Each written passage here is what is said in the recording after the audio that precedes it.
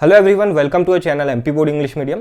सो guys, आप लोगों के दिमाग में अभी काफ़ी ज़्यादा डाउट्स चल रहे हैं, शंकाएं चल रही है कि इस साल एमपी बोर्ड का पेपर जो है वो कैसा बनने जा रहा है। आप लोगों ने काफ़ी न्यूज़ सुनी होगी, आप लोग मुझे शेयर भी करते हैं कि भैया न्यूज़ में बताया जा रहा है कि एमपी बोर्ड का पेपर काफ़ी टफ बनने वाला है।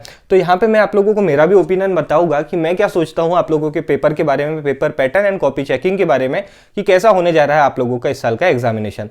उससे पहले गाइज, अगर आप चैनल पर नए हो तो चैनल को सब्सक्राइब कर लो, क्योंकि एग्जाम से रिलेटेड बहुत ही कमाल की इन्फॉर्मेशन और एग्जाम की प्रिपरेशन से रिलेटेड भी सारा कंटेंट आपको हमारे चैनल पे देखने के लिए मिलता है। वीडियो स्टार्ट करने से पहले आप लोगों को एक छोटी सी इन्फॉर्मेशन देना चाहूंगा। पिछले 2-3 दिनों में जिस भी बच्चे ने हमें पीडीएफ के लिए मैसेज किया था या आप लोगों ने पेमेंट कर दी थी और आप लोगों का स्क्रीनशॉट आपने सेंड भी किया था पर हम देख नहीं पाए थे, तो उसके पीछे एक बड़ा रीज़न ये है गाइस कि हमारा जो लड़का था, जो भी ये सब काम देखता था, उसके किसी गलती की वजह से या फिर एक टेक्निकल इशू की वजह से सारे जो चैट्स हैं हमारे वो डिलीट हो चुके हैं और किसी भी बच्चे का मैसेज हम तक नहीं पहुंच पाया। तो आप अगर ऐसे बच्चे हो जिसने हमें पीडीएफ आप लोगों को परचेस करना था, मैसेज किया है और हम नहीं देख पाए, तो गाइस प्लीज़ एक और बार वापस मैसेज कर दीजिए, या आपने पेमेंट किया है हमें तो उसका स्क्रीनशॉट वापस से भेज दीजिए ताकि हम आप लोगों को पीडीएफ प्रोवाइड कर पाए।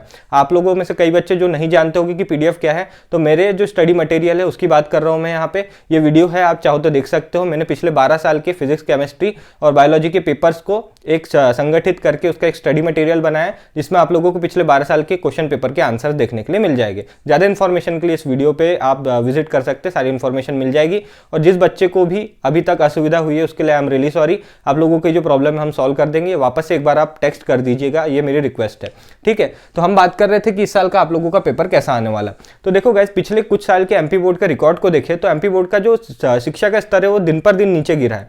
एमपी बोर्ड पिछले साल सबसे बेकार लोएस्ट पासिंग परसेंटेज दिया है एमपी बोर्ड ने, जिसके कारण ओवरऑल जितनी भी बोर्ड्स होती है उसमें एमपी बोर्ड की जो रैंकिंग है वो बहुत नीचे चली गई है। तो इसको देखते हुए एमपी बोर्ड की सरकार ने कुछ नए डिसीजंस लिए थे और उन डिसीजंस में सबसे बड़ा डिसीजन था आप लोगों की कॉपी चेकिंग को लेकर के।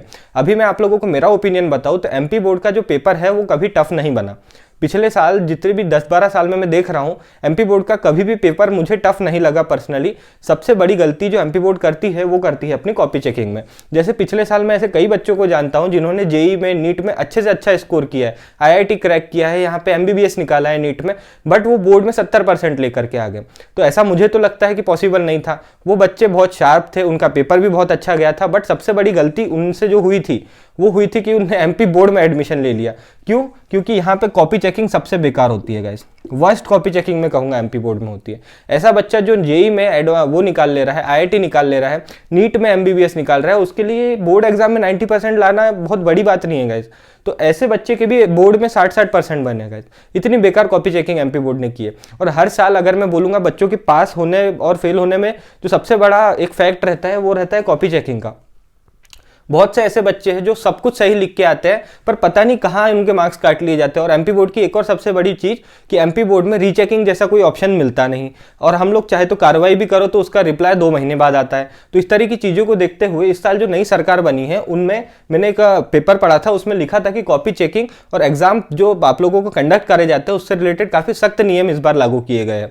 जैसे बच्चे चीटिंग नहीं कर सकते, और कॉपी चेकिंग को भी रिलेटेड अगर आपको कोई डाउट होता है तो आप जल्दी से जल्दी इंक्वायरी करके अपने मार्क्स वापस से रिन्यू करा सकते हैं अगर आप लोगों को लगता है कि हमें कम मार्क्स दिए गए। तो एमपी बोर्ड की सबसे बड़ी परेशानी है कॉपी चेकिंग। और रहा बात सवाल पेपर की, तो पेपर मैंने जैसा आप लोगों को बताया कि एमपी बोर्ड का कभी टफ नहीं आया। और मेरा ओपिनियन कैसा है कि इस साल का पेपर कैसा आएगा, तो मेरे अकॉर्डिंग इस साल का पेपर आप लोगों का ईजी आने वाला है। उसके पीछे मैं आप लोगों को 2 रीजन देता हूँ। पहला रीजन कि पिछले साल जो एमपी बोर्ड की तरफ से हरकत हुई थी, इतने ज्यादा क्वांटिटी में बच्चे फेल हुए थे, उसको देखते हुए एमपी बोर्ड ने पूरी शिक्षा नीति को खंगाला, और खंगालने के बाद सबसे बड़ी गलती पकड़ी गई, कॉपी चेकिंग है, ठीक है। तो इसको सुधार दिया जाए तो बहुत अच्छे आप लोगों के नंबर आ सकते हैं। दूसरी, अभी सरकार बदल चुकी है, नए सीएम आ चुके हैं, नए शिक्षा मंत्री आ चुके हैं, तो शिक्षा नीतियों में भी कई तरह के परिवर्तन किए गए हैं। उसको देखते हुए मुझे ऐसा लगता है कि ये पहला साल है मोहन यादव जी का एमपी बोर्ड के जो एग्जाम्स है उसमें, तो मुझे ऐसा लगता है कि इस साल पहली बार अच्छा परफॉर्मेंस डिलीवर करने के लिए आप लोगों के एग्जाम है जो उसके पेपर ईजी डिजाइन किए जाएंगे। ईजी से मेरा मतलब ये नहीं कि हर किसी बच्चे को पास कर दिया जाएगा, बट हाँ, आप लोगों को पिछले साल तक जो भी चीज़ होती रही थी कि बच्चों को कम मार्क्स दिए जाते थे, वॉटेवर सो, वो गलतियाँ इस बार एमपी बोर्ड नहीं दोहराने वाली। आप लोगों का क्या ओपिनियन है इस बारे में कमेंट सेक्शन में जरूर बताइएगा। अगर मेरा पीडीएफ परचेस करना है तो इस वीडियो को देख लीजिएगा। अगर आप लोगों ने मैसेज किया तो गाइस प्लीज वापस से एक और बार निवेदन है कि वापस से आप हमें टेक्स्ट कर दीजिए ताकि हम आप लोगों का मैसेज देख के आपको पीडीएफ फॉरवर्ड कर सके। आई होप ये वीडियो आप लोगों को पसंद आएगा, तो इसको लाइक कीजिएगा। Thank you for watching this video. मिलते हैं आप सभी से अगले वीडियो में।